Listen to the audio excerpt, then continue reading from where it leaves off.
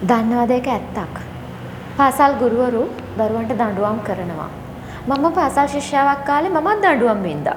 දැන් මම ගුරුවරියක් කාලේ මමත් දඬුවම් කරනවා. මයි සිට සැප්තැම්බර් දක්වා නිරිත දිග මෝසම යල කන්නය, දෙසැම්බර් සිට පෙබරවාරි දක්වා ඊසාන දිග මෝසම මහ කන්නය.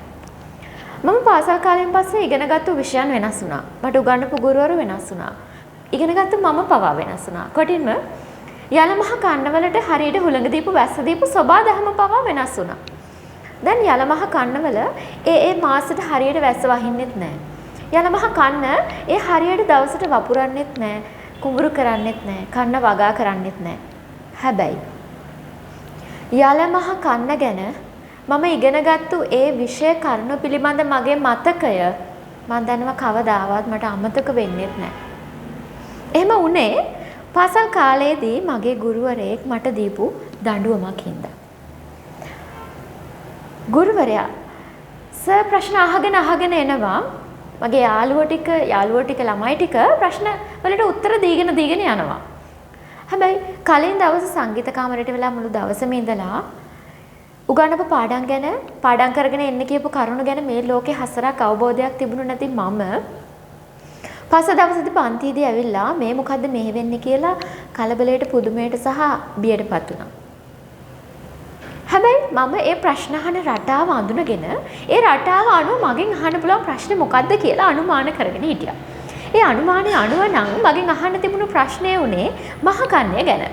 එක්කෝ මහ කන්නය පටන් ගන්න මාසෙ මොකක්ද? මහ කන්නය කාල සීමාව මොකක්ද? මහ කන්නයෙන් වගා කන්නේ මොකක්ද වගේ මොකක් හෝ ඒ ප්‍රශ්න වලින් එකක්. හැබැයි අවාසනාවට මගෙන් ඇහුවේ මාස් කන්නය ගැන ප්‍රශ්නයක්. මාස් කන්නය කියන්නේ මොකක්ද කියලාවත් මම දැනගෙන හිටියේ නෑ. මහ කන්නයයි මාස් කන්නය අතර තියෙන සම්බන්ධය සමානතාවය මොකක්ද කියලා මට කිසිම අවබෝධයක් තිබුණේ නෑ. මොකද මම ඒක බලාගත්තේ ඒ වෙලාවේ පොතෙන් හොරෙන්. ඒ තමයි ගුරුවරුන්ගේ හැටි. මගෙන් ඇහුවේ මාස් කන්නය ගැන ප්‍රශ්නයක්. මගේ තොලකට වේලුණා. මට කර කියා ගන්න දෙයක් නැති වුණා. මම ගොඩක් බය වුණා. මම වෙවුලන්න පටන් ගත්තා. මම සර්ට බයයි. මට ලැබුණ දඬුවමක්. ඒ දඬුවම තමයි මං අර කලින් කියපු දේ. මැයි සිට සැප්තැම්බර් දක්වා නිරිත දිග මෝසම යල කන්නය, දෙසැම්බර් සිට පෙබරවාරි දක්වා ඊසාන දිග මෝසම මහ කන්නය. මේ කියන විෂය කරුණු ටික ඊටාම පැහැදිලිව ලොකු අත්තකුරින් ලොකු බෝඩ් එකක ලියාගෙන ඇවිල්ලා පන්තියේ ඉදිරිපස බිත්තියේ ප්‍රදර්ශනය කළ යුතුයි. ඒක තමයි මගේ දඬුවම. මට ලැබුණු දඬුවම. මම ඒක එහෙම කළා. ඊළඟ දවසේ හරියටම කිව්වා වගේම ඒ විෂය කරුණු ටික හරියට පිළිවෙලට බෝඩ් එකක ලියාගෙන ගිහිල්ලා බිත්තිය ප්‍රදර්ශනය කළා. බිත්ති වෙනස් වුණා, පන්ති වෙනස් වුණා, පන්ති කාමර වෙනස් වුණා, පාසල වෙනස් වුණා, ගුරුවරු වෙනස් වුණා, ශිෂ්‍යයෝ වෙනස් වුණා, මම පවා වෙනස් වුණා කලින් කිව්වා වගේ. මම ඉගෙන ගන්න විෂය ශාස්ත්‍රය සම්පූර්ණයෙන්ම වෙනස් වුණා. මම සිංහල ඉගෙන ගන්න පටන් ගත්තා. විශ්වවිද්‍යාලෙදී සිංහල ඉගෙන ගත්තා, පශ්චාත් උපාධියේදී සිංහල ඉගෙන ගත්තා. හැබැයි ඒ විෂය කරුණු සමහර වෙලාවට මට අමතක වෙන්න පුළුවන්. ඒ ඉගෙනගත්තු මහා ලොකු විෂය සම්දාරය ඇතුලේ පුංචි විෂය කරුණු මට ඇත්තටම මගේ මතකයෙන් ගිලිහිලා වෙන්න පුළුවන්. නමුත්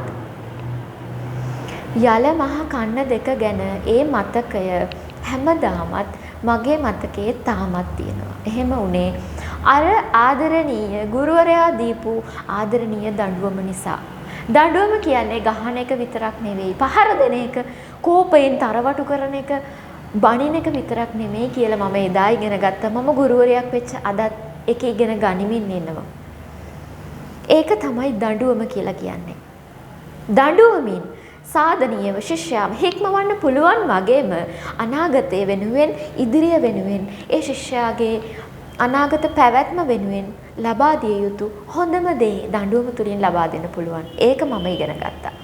ඉතින් පෙර පාසලේ සිට විශ්වවිද්‍යාලයේ මහාචාර්යවරයා දක්වා සියලුම ගුරු භවතුන්ට දඬුවමට බිය නොවූ, දඬුවම් කිරීමට බිය නොවූ, දඬුවමෙහි සාධනීය පැතිකඩ මනාව හඳුනාගෙන ශිෂ්‍යයා ඒ තුලින් අනාගතය වෙත කැඳවාගෙන දෑතින් අල්ලාගෙන රැගෙන සියලුම ගුරු භවතුන්ට, ගුරු මෑණිවරුන්ට, ගුරු පියවරුන්ට, සියලුම සමස්තයක් වශයෙන්ගත් සියලුම ගුරුවරුන්ට මේ කෙටි වීඩියෝ පටය උපහාරයක් වේවායි අද මේ ගුරු දිනේ හදවතින් ප්‍රාර්ථනා කරනවා.